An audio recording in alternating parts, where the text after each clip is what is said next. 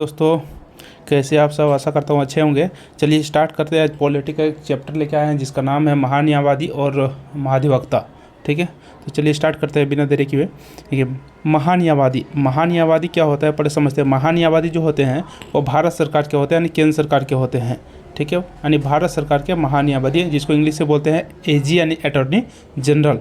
ठीक है, तो एजी यानी अटॉर्नी जनरल क्या होते हैं? तो ये जो भारत सरकार को यदि कोई विधि यानी कानून के लिए यदि कोई सहायता लेना हो तो किससे लेते हैं? महान्यायवादी से लेते हैं। यानी कि भारत सरकार के कानूनी सलाहकार कह सकते हैं या विधि अधिकारी कह सकते हैं। ठीक है, इससे बड़ा जो कानूनी अधिकारी जो होता है भारत में कोई भी नहीं होता। यानी महान्यायवादी जो होते हैं भारत सरकार के सबसे बड़े कानून अधिकारी होते हैं या कानूनी सलाहकार होते हैं। बता देता हूं कि महान्यायवादी जो है वह अनुच्छेद नंबर 76 में इसका वर्णन किया गया है। 76 यानी क्वेश्चन पूछेगा महान्यायवादी जो है कौन सा आर्टिकल के तहत 76 के तहत इसका गठन किया जाता है, इसका नियुक्ति किया जाता है। और इस वर्तमान में जो है अभी अटॉर्नी जनरल कौन है भारत के? तो वेंकटरमणी है, आर वेंकटरमणी है, याद रखिएगा। अब इसको हेल्प करने के लिए, चूँकि इतना बड़ा देश है तो उसको एक महान्यायवादी को यदि काम संभाल नहीं पाता है तो उसके हेल्प करने के लिए जो होते हैं वो सोलिसिटर जनरल का नियुक्त किया जाता है। सोलिसिटर जनरल की भी संख्या एक होती है। वो क्या करते हैं? महान्यायवादी को हेल्प करते हैं, महान्यायवादी की मदद करते हैं। तो अभी जो है भारत के सोलिसिटर जनरल कौन है? तुषार मेहता है। कौन है? तुषार मेहता। ठीक है, तो याद रखिएगा।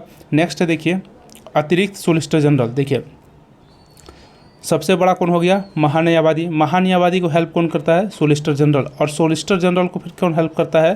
तो होता है अतिरिक्त 4 गो सोलिसिटर जनरल का नियुक्त किया जाता है, लेकिन वर्तमान में अभी 2 गो है। ठीक है, याद रखिएगा 4 गो जो है सोलिसिटर जनरल का नियुक्त किया जाता है। ठीक है, नेक्स्ट देखिए सरकार का प्रथम विधि अधिकारी। देखिए ये जो होते हैं सरकार का प्रथम विधि अधिकारी होते हैं और कानूनी सलाहकार भी होते हैं, याद रखिएगा। इसका नियुक्ति कौन करता है? तो इसका नियुक्ति राष्ट्रपति करते हैं। यानी महान्यायवादी की नियुक्ति कौन करते हैं? राष्ट्रपति करते हैं। तो उस त्यागपत्र भी देना चाहेंगे तो राष्ट्रपति को ही त्यागपत्र देंगे। उसका कोई फिक्स्ड कार्यकाल नहीं रहता है। वो राष्ट्रपति के पश्चात पर्यंत पद धारण करते हैं। राष्ट्रपति के पश्चात पर्यंत मतलब राष्ट्रपति का जब मन रहेगा तब उसको निकाल भी सकते हैं। ठीक है, और वह चूँकि भारत सरकार के लिए काम करते हैं, भारत सरकार के लिए काम करते हैं, तो जब भी प्रधानमंत्री यानी पीएम जो है वो क्या करेंगे? सिफारिश करेंगे कि इनको जो है निकालना है तो राष्ट्रपति जो है उनको क्या कर सकते हैं? पद से हटा भी सकते हैं, याद रखिएगा। नेक्स्ट है क्या? योग्यता। उसके लिए योग्यता क्या होना चाहिए? तो देखिए यानी कि अटॉर्नी जनरल जो है महान्यायवादी बनने के लिए योग्यता क्या होना चाहिए? तो वो बहुत, देखिए सबसे बड़े कानूनी अधिकारी होते हैं तो कम से कम उसको सुप्रीम कोर्ट के मतलब सुप्रीम कोर्ट के न्यायाधीश के समान होना चाहिए। मतलब कि जितना क्वालिफिकेशन, जितना पढ़ा लिखा जो सुप्रीम कोर्ट के न्यायाधीश बनने के लिए होना चाहिए उतना पढ़ा लिखा जो होना चाहिए इसके लिए भी होना चाहिए, यानी कि अटॉर्नी जनरल बनने के लिए भी होना चाहिए। तो आप देखिए समझते हैं सबसे पहले कि सुप्रीम कोर्ट के जज बनने के लिए जितना क्वालिफिकेशन उतना किसका? अटॉर्नी जनरल का भी। तो क्या होता है सुप्रीम कोर्ट के न्यायाधीश बनने यानी जज बनने के लिए? तो देखिए कोई भी हाई कोर्ट में, कोई भी एचसी मतलब हाई कोर्ट में 5 साल तक यदि न्यायाधीश के रूप में कंटिन्यू काम किया हो, 2 या 2 से अधिक उच्च न्यायालय में भी हो सकता है या फिर एक न्यायालय में भी हो सकता है, लेकिन कंटिन्यू कम से कम 5 साल तक न्यायाधीश के रूप में यानी जज के रूप में क्या होना चाहिए? काम करना चाहिए। ठीक है, या फिर 10 साल तक कंटिन्यू एक उच्च न्यायालय या फिर 2 या 2 से अधिक उच्च न्यायालय में भी, ठीक है, एडवोकेट के रूप में काम करना चाहिए। एडवोकेट के रूप में मतलब एडवोकेट किसको बोलते हैं? वकील को बोलते हैं। ठीक है, यानी वकील के रूप में काम करना चाहिए 10 साल तक, तब जा कर के वो क्या हो सकते हैं? एलिजिबल हो सकते हैं। क्या बनने के लिए? सुप्रीम कोर्ट के न्यायाधीश बनने के लिए। उसका 2 कंडीशन। पहला क्या है? कोई भी उच्च न्यायालय या फिर एक या फिर एक से अधिक न्यायालय में, उच्च न्यायालय में, हाई कोर्ट में 5 साल तक न्यायाधीश के रूप में काम करना चाहिए, या फिर 10 साल तक वो एडवोकेट के रूप में एक या एक से अधिक उच्च न्यायालय में एक्सपीरियंस होना चाहिए, उसको काम करने का एक्सपीरियंस होना चाहिए, तभी जाकर के वो सुप्रीम कोर्ट के न्यायाधीश बन सकते हैं। और यही सेम क्वालिफिकेशन किसका भी होता है? अटॉर्नी जनरल का भी होता है। ठीक है, तो याद रखिएगा यदि क्वेश्चन पूछेगा कि भारत के महान्यायवादी को योग्यता क्या होती है, तो सुप्रीम कोर्ट के जज बनने के लिए, जज बनने के समान होती है। ठीक है, अब सुप्रीम कोर्ट का जज बनने के क्या होती है तो ये बता दिए हम। 5 साल तक हाई कोर्ट के न्यायाधीश या 10 साल तक वकील।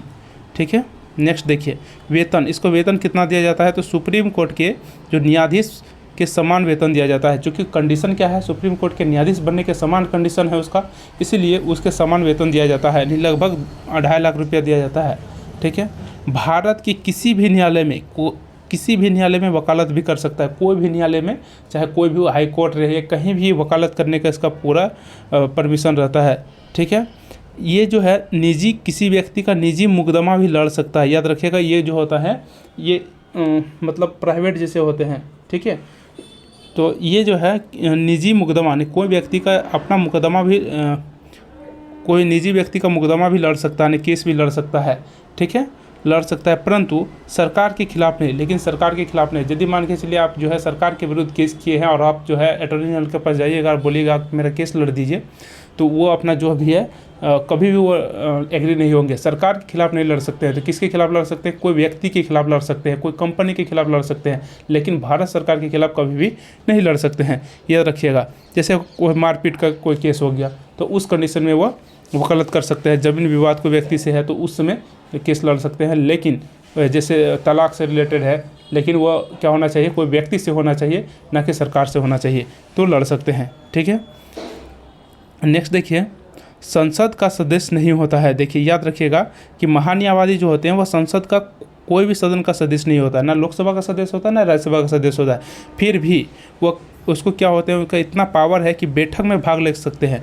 मतलब जब लोकसभा या राज्यसभा का जब बैठक होता है, यानी सदन में जब बैठक होती है संसद में, तो वो कार्यवाही में भाग ले सकते हैं। वो बोल भी सकते हैं कि क्या गलत है क्या सही है, उसके बारे में बोल भी सकते हैं, लेकिन मत नहीं दे सकते। लेकिन यदि वहाँ पर संसद में यदि वोटिंग हो रहा है तो वह वोट नहीं डाल सकते हैं, याद रखिएगा। नेक्स्ट देखिए, तो ये हो गया क्या, भारत के महान्यायवादी का पूरा डिटेल से। ठीक है। अब देखिए, जिस प्रकार से भारत में महान्यायवादी होते हैं उसी प्रकार से राज्य में यानी स्टेट में क्या होते हैं, महाधिवक्ता होते हैं। महाधिवक्ता को बोला जाता है एडवोकेट जनरल।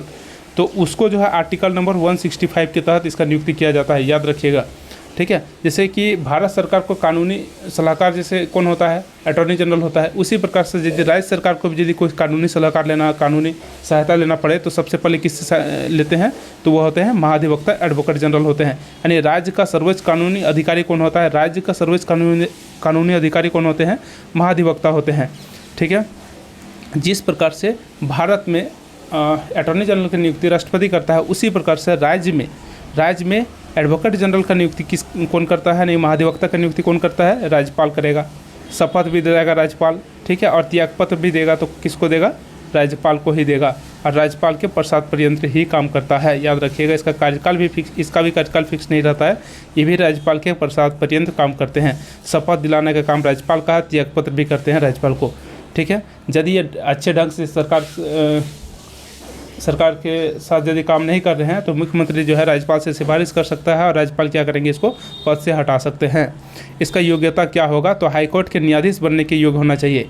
हाईकोर्ट के न्यायाधीश बनने के लिए यानी जज बनने के लिए क्या इसका योग्यता क्या है, तो 10 साल तक एडवोकेट यानी वकील के रूप में हाईकोर्ट का वकील होना चाहिए, एक्सपीरियंस होना चाहिए। ठीक है। नेक्स्ट देखिए,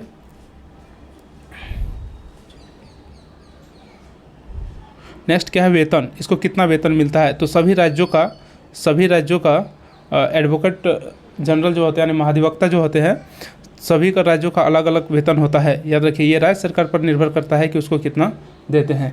ठीक है। सभी राज्यों का अलग अलग रहता है। नेक्स्ट देखिए कि इसको योग्यता के बारे में थोड़ा सा अच्छा समझते हैं। योग्यता क्या होता है, हाईकोर्ट के न्यायाधीश बनने के योग्य होना चाहिए, हाईकोर्ट के जज बनने योग्य होना चाहिए। तो हाईकोर्ट का जज बनने का योग्य क्या है, 10 साल तक वकील के रूप में काम करना चाहिए, हाईकोर्ट के वकील के रूप में, तभी जाकर के हाईकोर्ट के न्यायाधीश बन सकते हैं। ठीक है। तो आशा करता हूँ समझ में आ गया होगा।